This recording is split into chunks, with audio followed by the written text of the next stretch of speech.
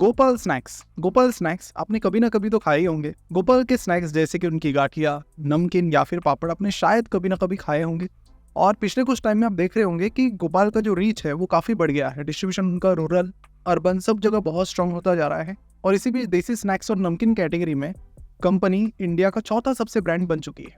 इसी बीच अचानक से कंपनी ने अब अनाउंस किया कि हम अपना आईपीओ लाने वाले हैं। तो आज की इस वीडियो में हम बात करेंगे कि सही में कंपनी कितनी फंडामेंटली स्ट्रांग है, कंपनी शॉर्ट टर्म के लिए अच्छी अपॉर्चुनिटी है या फिर लॉन्ग टर्म के लिए अच्छी अपॉर्चुनिटी है, और कंपनी के सारे फाइनेंशियल्स, सारा एक बिजनेस आज के इस वीडियो के बाद आपको डिटेल में समझ में आ जाएगा। नमस्कार, मैं प्रसाद आपका आज की इस वीडियो में स्वागत करता हूँ। इस कंपनी की शुरुआत मिस्टर बिपिन हदवानी ने की है। इनकी स्टोरी, जो कंपनी शुरू करने की स्टोरी, वो काफ़ी इंस्पिरेशनल है। ये एक ऐसे व्यक्ति हैं जो किसी बड़े शहर से नहीं आते, एक विलेज से आते हैं।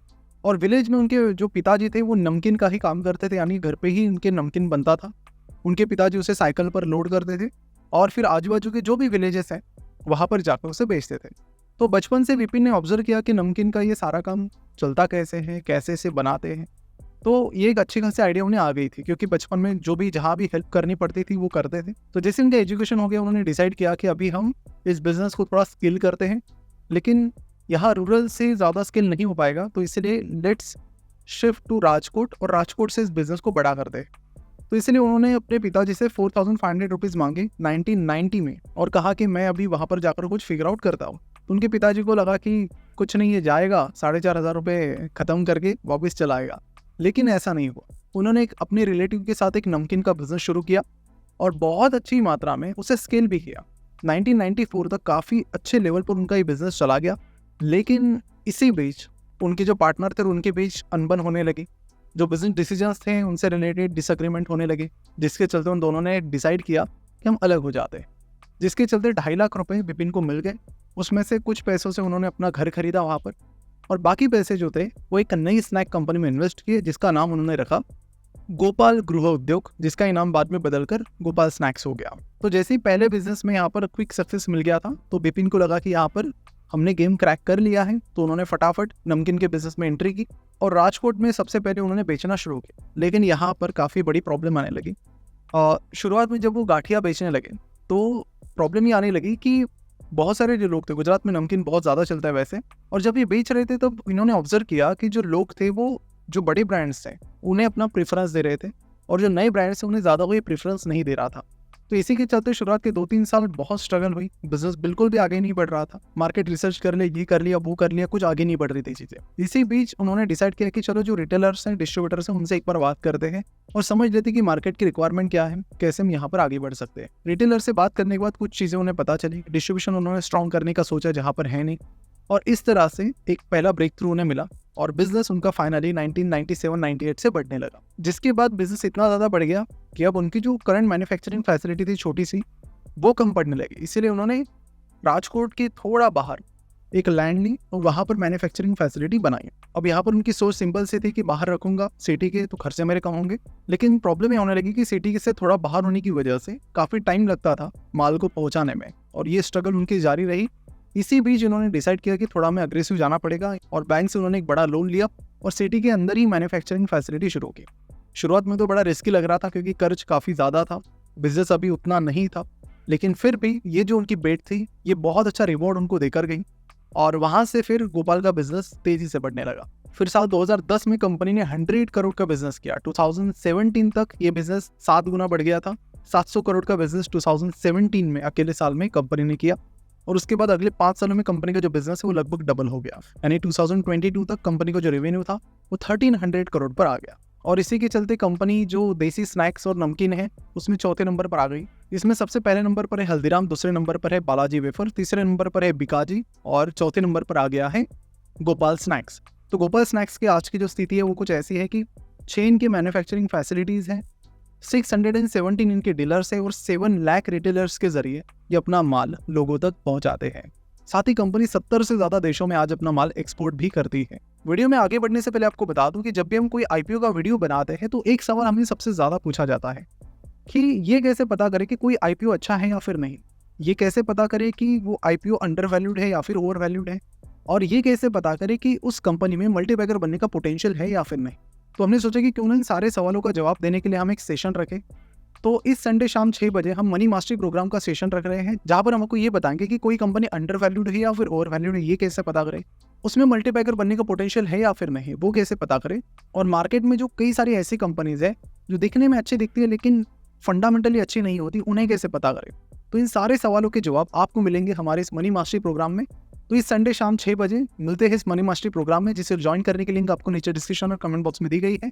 सिर्फ 199 रुपीज पे करके आप इस प्रोग्राम को ज्वाइन कर सकते हैं, जिसके साथ ही आपको मिलेंगे कुछ ऐसे वैल्यूएशन टूल्स जो आपको रेडीमेड वैल्यूएशन कैलकुलेट करने में मदद करेंगे और कंपनी का ग्रोथ पोटेंशियल पता करने में भी मदद करेंगे। So don't miss out on this opportunity. चलिए वीडियो की तरफ कंटिन्यू करते हैं। अब कंपनी के थोड़ा बिजनेस के अंदर जाते हैं और देखते हैं कि रेवेन्यू कंपनी का कहाँ से आता है। तो कंपनी का लगभग 30% रेवेन्यू एक सिंगल सेगमेंट से आता है और वो है गाठिया।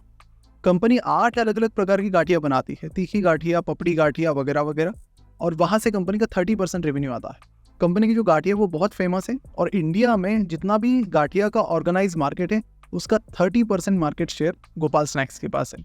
इसके बाद अगला 30% रेवेन्यू इनका कहीं से आता है, तो वो आता है नमकीन से, और बाकी जो रेवेन्यू है वो अलग अलग चीज़ों से आता है, जिसमें पापड़ है या फिर छोटी मोटी बाकी चीज़ें हैं। अब कंपनी का जो यूएसपी है, यूनिक सेलिंग पॉइंट, वो 2 है। पहले तो गाठिया, जहाँ पर वो काफ़ी यूनिक तरीके की गाठिया बनाते हैं और बहुत अच्छे से सेल भी हो रही है। दूसरा इनका यूनिक सेलिंग पॉइंट है कि ये छोटे छोटे पैकेट्स पर ज़्यादा भरोसा करते हैं रादर देन 20 रुपये, 30 रुपये, 25 रुपये के पैकेट्स या उससे ज़्यादा के। इनका जो सबसे ज़्यादा चलने वाला पैकेट है वो कितने रुपए का रहेगा? 10 रुपये, 15 रुपये नहीं, 5 रुपये वाला। इनका 75% रेवेन्यू 5 रुपये वाले पैकेट से आता है। तो इसलिए इन्होंने क्या किया, अगर आप देखेंगे रूरल एरियाज़ में अगर आप जाएंगे ना, तो पिछले कुछ टाइम से गोपाल स्नैक्स वहाँ पर ज़्यादा चल रहा है, क्योंकि 5 रुपये किसी के लिए भी अफोर्डेबल है, तो तुरंत लोग ले लेते हैं, आगे बढ़ते हैं। तो इसी वजह से उनका सेल्स पिछले कुछ टाइम में काफ़ी तेज़ी से बढ़ रहा है, पर्टिकुलरली 2010 के बाद। और फिर इन्हीं सब चीज़ों के चलते कंपनी का रेवेन्यू कुछ इस तरह बढ़ रहा है, जैसे आप स्क्रीन पर देख सकते हैं। लेकिन पिछले 1 साल में 2022 से 2023 के बीच इनका रेवेन्यू सिर्फ 3% से बढ़ा है। यहाँ पर हमें थोड़ा ध्यान देना पड़ेगा कि रेवेन्यू थोड़ा स्लो हो गया है अभी रिसेंट कुछ टाइम में। पिछले 4 साल की अगर मैं बात करूँ रेवेन्यू ग्रोथ की, तो इस कैटेगरी में सबसे तेजी से अगर रेवेन्यू किस कंपनी का बढ़ रहा है, तो वो बढ़ रहा है बालाजी वेफर्स का 25.7% से। कंपाउंडेड सालाना 25.7% से बालाजी वेफर्स का रेवेन्यू पिछले 4 सालों में बढ़ा है। उसके बाद नंबर आता है बीकाजी का 21.4% कंपाउंडेड सालाना। उसके बाद नंबर आता है हल्दीराम का 17%, और उसके बाद नंबर आ रहा है गोपाल स्नैक्स का 14.3% कंपाउंडेड सालाना। तो ग्रोथ की अगर स्पीड देखी जाए तो थोड़ी सी गोपाल स्नैक्स की जो स्पीड है पिछले 4-5 सालों में स्लो हो गई है, लेकिन बाकी जो प्लेयर्स है वो अभी भी काफ़ी तेज़ी से आगे बढ़ रहे हैं। ये एक चीज़ है जो आपको नोट डाउन करनी पड़ेगी। वहीं पर अगर हम कंपनी के नेट प्रॉफिट की बात करें तो 2020 में इनका नेट प्रॉफिट था 44 करोड़ रुपीज़, वो अभी 2023 तक चला गया है 112 करोड़। लेकिन यहाँ पर एक चीज़ आपको बता दूँ, तो कंपनी की जो प्रॉफिट है पिछले 3 सालों में बहुत एक्स्ट्राऑर्डिनरीली बढ़ा है। 3 साल में 3 गुना वो हो चुका है। कंपनी की अगर मैं डेट की बात करूँ, कर्ज की बात करूँ, तो कर्ज 108 करोड़ का कंपनी का कर्ज है और 112 करोड़ का नेट प्रॉफिट है। तो जब चाहे कंपनी कर्ज चुका सकती है, तो कर्ज कोई कंपनी के लिए बड़ी दिक्कत फिलहाल तो नहीं है। अगर मैं कंपनी के कैश फ्लो की बात करूँ, बहुत ही स्ट्रॉन्ग कैश फ्लो है। कैश फ्लो में भी मुझे कोई भी प्रॉब्लम यहाँ पर नज़र नहीं आती। तो फिर सवाल ये आता है कि वैल्यूएशन कंपनी ने किस तरह का रखा। तो गोपाल स्नैक्स का जो पी रेशो है वो 44.96 का है, लगभग 45 का। इंडस्ट्री एवरेज जो है वो 36 का है। तो सवाल आता है कि क्या लॉन्ग टर्म के लिए, दोनों साइड से हम बात करेंगे, पहले लॉन्ग टर्म की बात करते हैं फिर शॉर्ट टर्म की बात करेंगे, तो क्या लॉन्ग टर्म के लिए एक अच्छी अपॉर्चुनिटी है? सो मेरे हिसाब से कंपनी फेयरली वैल्यूड है, ना ओवर वैल्यूड है ना अंडर वैल्यूड है। लेकिन एक चीज़ यहाँ पर मतलब आपको ध्यान में रखनी चाहिए, वो ये है कंपनी की जो रेवेन्यू ग्रोथ है वो थोड़ी स्लो हो गई है। कंपनी की रेवेन्यू ग्रोथ फिलहाल, कंपनी स्मॉल कैप कंपनी है तो हम एक्सपेक्ट करते हैं कि कंपनी की ग्रोथ अच्छी खासी होनी चाहिए, एटलीस्ट 17-18% या उससे ज़्यादा होनी चाहिए। लेकिन कंपनी फिलहाल जो लार्ज कैप कंपनीज की ग्रोथ रेट है 12-14% की, वो स्पीड से बढ़ रही है और वैल्यूएशन कंपनी स्मॉल कैप के हिसाब से मांग रही है। तो मेरे हिसाब से वो एक पहला पॉइंट है। दूसरा पॉइंट है कि अगर आपका रेवेन्यू तेजी से नहीं बढ़ रहा है, जैसे कि हमने देखा प्रॉफिट बहुत बढ़ गया है, तो कंपनी की जो प्रॉफिट मार्जिन उसका भी फिर हमने एनालिसिस किया, तो ये पता चला कि पहले कंपनी, ऐसा नहीं कि कंपनी की प्रॉफिट मार्जिन अब बहुत अच्छी हो गई है, एक्चुअली वो पहले खराब। इस पूरी इंडस्ट्री का जो एवरेज है प्रॉफिट मार्जिन का वो 10-15% के बीच में है। अभी गोपाल 15% पे आ गया है, लेकिन पहले वो 10% से भी कम पर काम कर रहे थे प्रॉफिट मार्जिन में। अभी उन्होंने बस अपनी प्रॉफिट मार्जिन सुधारी है, इसलिए आपको बेहतरीन नेट प्रॉफिट की ग्रोथ फिलहाल दिख रही है। पर लॉन्ग टर्म में ये जारी रखने के लिए कंपनी को रेवेन्यू बढ़ाना ही पड़ेगा, बहुत लंबे टाइम तक ये जारी नहीं हो पाएगा। तो ये भी एक रेड फ्लैग है जो आपको देखना चाहिए।